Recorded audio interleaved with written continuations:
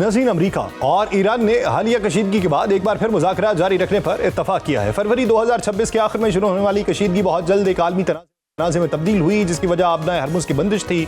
और 17 जून को दोनों ममालिक के दरमियान स्विट्जरलैंड में मुफाहमती याददाश्त पर उसी दबाव के तहत इत्तफाक हुआ, जिसमें ईरान ने तजारती जहाज़ों के लिए महफूज रास्ता फराहम करने की यकीन दहानी करवाई, जबकि अमेरिका ने ईरानी बंदरगाहों की नाकाबंदी खत्म करने पर आमादगी जाहिर की। लेकिन उस मुआहदे के बावजूद हालिया दिनों में दोनों ममालिक के एक दूसरे पर बराह रास्त हमले या मफादात पर हमले ये वाज़ेह करते हैं कि खत्ते के हालात अब भी गैर मुस्तहकम हैं। अमरीकी हुकाम ने अब ये कहा है कि इस मुफाहमती याददाश्त के तमाम पहलुओं पर तकनीकी सतह पर बातचीत जारी रहेगी ताकि आबनाए हरमुज़ में जहाज़ों की आज़ादाना नकलो हरकत बहाल रह सके। ईरान और अमरीका कतर में मुज़ाकरात जारी रखने पर भी मुत्तफ़िक हो गए हैं और सालसी के अमल में शामिल ज़राए का कहना है कि मुमकिन कशीदगी का फौरी तौर पर कम करने के लिए दोनों मुमालिक के दरमियान राबिते के मुस्तकिल चैनल्स भी कायम कर दिए गए। ईरान इस पेशरफ्त को मुआशी हवाले से भी अहम करार दे रहा है। ईरानी सदर मसूद पेशकियान के मुताबिक पाबंदियों में नरमी के नतीजे में कतर में मुंजमद ईरानी असासों में से $6 अरब ईरान को वापस मिलने की तवक्को है। ये पेशरफ्त ईरान के लिए न सिर्फ माली रिलीफ का जरिया बन सकती है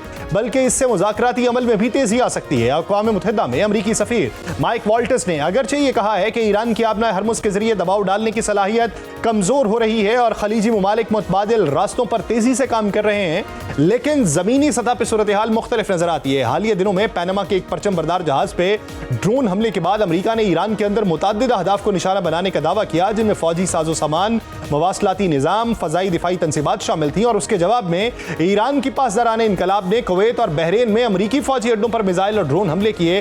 बहरीन ने दावा किया कि उसके फ़ज़ाई दिफाई निज़ाम ने उन हमलों को कामयाबी से रोका और कोई बड़ा नुकसान नहीं हुआ। इस कशीदा माहौल में ईरान की जानिब से खित्ते के दीगर ममालिक को भी सख्त पैगाम दिए गए। ईरानी रहबर आला आयतुल्लाह मुज्तबा खामनाई के मुशीर अली अकबर वेलायती ने बहरीन को खबरदार किया कि वो ईरान को सख्त फैसले करने पर मजबूर न करे। ये बयान इस बात की निशानदही करता है कि ईरान बैक वक्त मुज़ाकरात भी जारी रखे हुए है और इलाकाई दबाव भी बरकरार रखना चाहता है। तवानाई की आलमी मंडी पर भी इन हालात के असरात वाज़ेह हैं। हालिया कशीदगी के बाद तेल की कीमतों में दोबारा इजाफा देखने में आया है। ब्रेंड खाम तेल तकरीबन $72 फी बैरल तक पहुंच चुका, जबकि अमरीकी खाम तेल भी $70 के करीब ट्रेड कर रहा है। ईरान इस पूरे मामले को वसी तर इलाकाई तनाजुर में देख रहा है। ईरानी वज़ीर ख़ारिजा ने वाज़ेह किया कि किसी भी मुआहिदे की कामयाबी के लिए इजराइल का लबनान से इनखला और उसकी फौजी कार्रवाइयों का खात्मा ज़रूरी है और ईरान के मुताबिक खत्ते में पायदार इस्तेहकाम इसी सूरत में मुमकिन है जब लबनान में जारी कशीदगी खत्म हो और बैरूनी मुदाखलत का खात्मा किया जाए। मजमूई तौर पर खत्ते की सूरत हाल इस वक्त एक नाजुक मरहले में दाखिल हो चुकी। एक तरफ अमरीका और ईरान बज़ाहिर कशीदगी कम करने और मुज़ाकरात को आगे बढ़ाने की बात कर रहे हैं, जबकि दूसरी तरफ ज़मीनी हक़ाइक़, हालिया हमले और इलाकाई दबाव इस अमल को गैर यकीनी बना रहे हैं। आबनाए हरमुज़ में वक्ती इस्तेहकाम ज़रूर है, लेकिन यह कहना कबल अज़ वक्त होगा कि बहरान जो है ये मुकम्मल तौर पर ख़त्म हो चुका है। ये फ़िलहाल एक ऐसा तवाज़ुन है जो किसी वक्त भी दोबारा बिगड़ सकता है। नाज़रीन, इसी मंजरनामे में बात करेंगे। हमें ज्वाइन किया है दिफाई तजियाकार major general retired Mohammad Samrez Salik साहब ने। जनरल साहब, बहुत शुक्रिया आपके वक्त का। जनरल साहब, MOU साइन हुए, MOU साइन होने के बाद चीज़ें बदली, फिर एक दूसरे पर हमले शुरू हो गए, फिर अब जाके ये बातें हो रही हैं कि नई मुज़ाकरात जो हैं वो उसी बुनियाद के ऊपर होंगे। एक दूसरे पर हमले भी जारी हैं, मुज़ाकरात के हवाले से भी मुआहिदे के ऊपर बदस्तूर मौजूद हैं। ये असल में चीज़ क्या है सर? क्या ये पोस्चरिंग है? क्या ये पोस्चरिंग का कोई नया तरीका है? और अगर नया तरीका है तो नुकसान दोनों अतराफ में बर्दाश्त भी किए जाना, फिर टेबल के ऊपर बैठना और फिर से निगोसिएशन करना, तो ये किस हद तक जो है वो काबिल अमल सूरत हाल लगती? यासर, अस्सलाम वालेकुम, थैंक यू वेरी मच, आपने मुझे प्रोग्राम में मदऊ किया। देखें, पहली तो बात यह है कि ये मुकाबला था एक सुपर पावर का और एक मैं समझता हूँ कि बहुत ही छोटे मुल्क का, और उसका रिजल्ट जो निकला है वो इस तरह का है कि दुनिया सारी जानती है कि ईरान ने छोटा मुल्क होते हुए, कम वसाइल होते हुए, उनके पास सिर्फ जो ज़राए थे जंग के वो मिसाइल और ड्रोन्स थे। उनके पास नेवी नहीं थी, उनके पास एयरफोर्स नहीं थी, उनके पास एयर डिफेंस वेपन सिस्टम नहीं थे, लेकिन उसके बावजूद उन्होंने एक सुपर पावर को, अमेरिका को और इजराइल को नाको चने चबवाए। अब इसमें हो ये रहा है कि एक रियलिटी है कि सुपर पावर के लिए ये सब कुछ डाइजेस्ट करना बहुत मुश्किल हो रहा है। अब उनके पास ऑप्शन भी नहीं है। ये सारा प्रोसेस आउट ऑफ एग्जॉस्शन हो रहा है क्योंकि वो अपनी ऑप्शंस एग्जॉस्ट कर चुके हैं। अमेरिका के लिए इस जंग को कंटिन्यू करना एक बहुत बड़ा लम्हा फिक्रिया था। उनके अलावा मुज़ाकरात के अलावा उनके पास वर्चुअली कोई ऑप्शन बची नहीं है। इस सिचुएशन में आप इमेजिन करें कि एक बड़ी ताकत अपने गुस्से का इजहार भी कर रही है, अपनी फ्रस्ट्रेशन का इजहार भी कर रही है, अपनी एंजाइटी का इजहार भी कर रही है कि वो उस तरीके से ईरान के ऊपर प्रिवेल नहीं कर सके जिस तरीके से उनका ख्याल था। सो पहली तो बात यह है कि इस तरह के जो पीस एग्रीमेंट होते हैं या सीज फायर होते हैं वो हमेशा से डेलिकेट होते हैं, उसमें स्पॉयलर्स भी होते हैं, उसमें कई ऐसी ताकतें होती हैं जो कि उसको खत्म करने की कोशिश करती हैं। और दूसरा ये जो एसिमेट्रिक डुअल है, एक बड़ी ताकत और एक बहुत ही छोटी ताकत का, उसके अपने डायनामिक्स इस सारे प्रोसेस में इंट्रोड्यूस हो रहे हैं। मेरे नजदीक आज मैं पढ़ रहा था कि दोहा में दोबारा इनके एग्रीमेंट्स हो गए हैं कि एक दूसरे के ऊपर हमला नहीं किया जाएगा, और मेरा ख्याल है कि इनके पास और इसके अलावा रास्ता भी नहीं है। लेकिन ये जो प्रेशर है, जो जिसकी पोस्चरिंग जिसका आप जिक्र कर रहे हैं, ये दोनों पार्टीज करेंगी ताकि अपने नेगोशिएटिंग टेबल के ऊपर मैक्सिमम वो कंसेशंस हासिल कर सकें। अमेरिका कोशिश करेगा उनको डिनाई करने की, ईरान कोशिश करेगा हासिल करने की, लेकिन ये है कि ये पिंग पोंग मेरी असेसमेंट में चलता रहेगा। लेकिन सर सवाल ये है कि पिंग पोंग तो चलता रहेगा, लेकिन उसके अंदर आप ये देखिए कि जिन पे हमले किए जाते हैं, यानी मिसाल के तौर पे बहरीन को एक बड़ा सख्त बयान दिया जो उनके मुशीर हैं सैयद मुश्तबा के, उन्होंने कहा कि अगर आपने अमेरिका को यूं ही जो है तहफ़्फ़ुज़ देते रहना है या उनकी तरफ से हमले करना है तो फिर हम आपका बड़ा बुरा हशर करेंगे। अब इस तरह की जो बातें हैं उसमें तो फिर ये अमेरिका और ईरान तो नहीं, उसमें तो फिर मुतासरीन में और बहुत से आते हैं, तो ये दोनों के लिए किस हद तक सूट करेगा? देखिए यही एक चैलेंज है, क्योंकि अमेरिका के जो एलाइज हैं मिडिल ईस्ट में, उनका तो कॉन्फिडेंस रोड हुआ अमेरिका पे। लेकिन ये कि अभी भी अमेरिका जब ये हमले करता है तो जाहिर है कोई ना कोई जगह, कोई बेस, कोई मुल्क उसने इस्तेमाल करना है। तो बहरीन का बल्कि मैं ये भी कहूंगा कि इन छोटे ममालिक के पास ऑप्शन भी कोई नहीं है, कोई उनके पास इस तरह का वेर विदॉल नहीं है कि वो ये फैसिलिटी डिनाई कर सकें एक सुपर पावर को।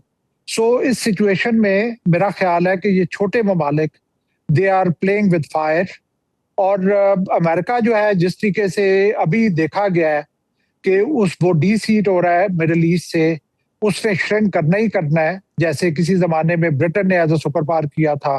तो ये जो छोटे ममालिक हैं, ये जो रीजन की जो बड़ी ताकतें हैं, उनके मरहून मिन्नत पे होंगे। तो इसलिए जैसे आपने जिक्र किया कि ईरान ने बहुत सख्त स्टेटमेंट एक दी है बहरीन के बारे में कि आप अपनी पोजीशन को समझें और इस किस्म का काम ना करें कि जिसका आपको बहुत एक भारी कीमत अदा करनी पड़े। तो मैं समझता हूँ कि इन ममालिक के लिए भी एक मतलब वेकअप कॉल होनी चाहिए कि जो बड़ी जंग है, जो ऑलरेडी ऑलमोस्ट कंक्लूड हो चुकी है और अब उसके फॉलो अप में ये एक सीज फायर चल रहा है, इसमें इस तरह का किरदार अदा करना जिसमें कि हमें क्लियरली विजिबल है कि वो सुपर पावर वो अपने ऑब्जेक्टिव हासिल करने में फेल रही है। सो उसके जाने के बाद इन ममालिक का क्या हाल होगा, ये इनको सोचना चाहिए। सर जिस तरह आपने जिक्र किया कि ब्रिटेन ने भी अपना बोरिया बिस्तर समेटा था और वो दुनिया की सुपर पावर थी और अब अमेरिका समेट रहा है, तो सर गैप तो कोई ना कोई फिल करता है, तो ये गैप कौन फिल करेगा? देखिए अभी बातचीत चल रही है कि मिडिल ईस्ट पे एक नया सिक्योरिटी आर्किटेक्चर नजर आ रहा है, ऑलरेडी नजर आना शुरू हो गया। ये जो 2025 और 2026 मेरे नजदीक अमेरिका और उसके एलाइज के लिए बहुत डिफाइनिंग ईयर्स रहे हैं।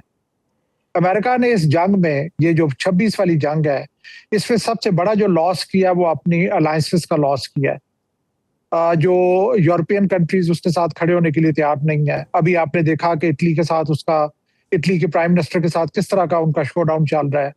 यूके जो है वो खड़ा होने के लिए उनके साथ तैयार नहीं था। सो जो उसके स्ट्रॉन्चेस्ट एलायंस थे अमेरिका के, वो अमेरिका को छोड़ गया, और यही साइकिल उस वक्त हुआ था जब ब्रिटेन का डाउनफॉल हुआ 50s में, अर्ली 50s में। सो ये जो मिडिल ईस्ट में जैसे हम देख रहे हैं, मैंने शुरू में कहा कि एलायंस का कॉन्फिडेंस इरोड हुआ है यूएस के ऊपर, तो इस वैक्यूम को डेफिनेटली कोई ना कोई फिल करेगा। और वो जो हमें नजर आ रहा है अभी, R4 का आपने जिक्र सुना होगा कि एक रिसेंटली एक मीटिंग हुई इजिप्ट, पाकिस्तान, सऊदी अरेबिया और तुर्की के फॉरेन मिनिस्टर्स की इजिप्ट में, कायरो में। सो ये एक नई अरेंजमेंट सामने आ रही है। तो सर ये अरेंजमेंट तो है एक इत्तेहाद की सूरत में। मैं ये पूछना चाह रहा हूं कि क्या अमेरिका अगर अपने सुपर पावर के स्टेटस से पीछे हटता है और यहां से इनखला मुमकिन बनाता है, तो क्या उभरती हुई ताकत चाइना अपने जो है सुपर पावर के स्टेटस को बहाल करने के लिए, ये राइज करने के लिए ये गैप फिल कर सकती है, या खित्ते के अंदर वो गैप कोई फिल नहीं करेगा और फिर सुपर पावर का स्टेटस अमेरिका के पास बदस्तूर किस तरह मौजूद रहेगा? देखिए, दुनिया जो है वो बदल रही है यूनिपोलर वर्ल्ड से मल्टीपोलर वर्ल्ड की तरफ। और अमेरिका जब उसका ड्रॉ डाउन होता है और वो मिडिल ईस्ट से उसकी प्रेजेंस में या कमी आती है या टोटली इनखला तो मैं नहीं देख रहा, लेकिन डेफिनेटली कुछ कमी आएगी, तो उस खला को पुर करने के लिए मेरे नजदीक चाइना अपना रोल डेफिनेटली अदा करेगा। सामने आपको कुछ और ममालिक नजर आएंगे, लेकिन at the back of it definitely वो ताकत है जो इस वक्त अमेरिकन हेजमनी को चैलेंज कर रही है, और वो चाइना है।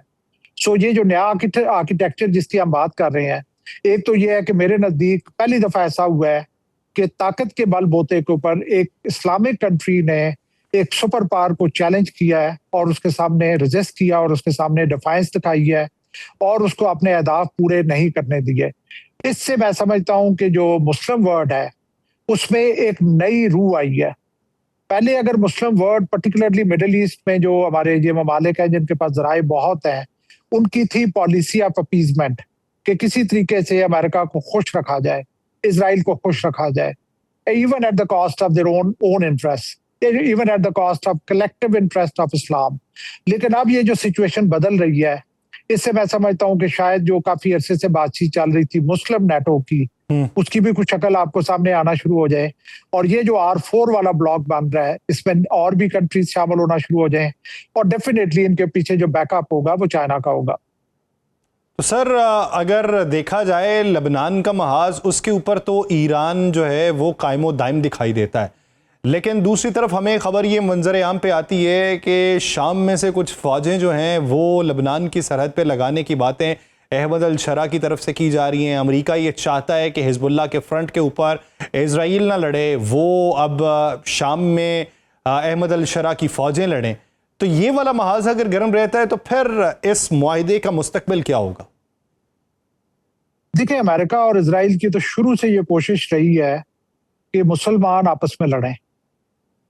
इस जंग में जिस तरीके से आपको पता है कि फॉल्स फ्लैग ऑपरेशन भी सामने आए, और उनकी पूरी कोशिश थी कि ये जो ममालिक हैं मिडिल ईस्ट में, ये आपस में ही एक दूसरे का कलाकमा करें, और ओवरऑल नुकसान जो है वो मुस्लिम वर्ल्ड का होगा और इस्लामिक कंट्रीज का होगा। लेकिन अल्हम्दुलिल्लाह ऐसा हो नहीं सका। बहुत सारे ऐसे फॉल्स फ्लैग ऑपरेशन थे जो पकड़े गए और पता चल गया कि ये इनके पीछे कोई और करवाने वाला था। अभी भी इस तरह की एक्टिविटीज हो रही हैं और आगे होंगी, और जिसका आप अंदिया दे रहे हैं डेफिनेटली सीरिया में जिस तरीके से वो लोग पावर में आए जो किसी जमाने में टेररिस्ट थे, अब वो उनके इंटरेस्ट को सर्व कर रहे हैं।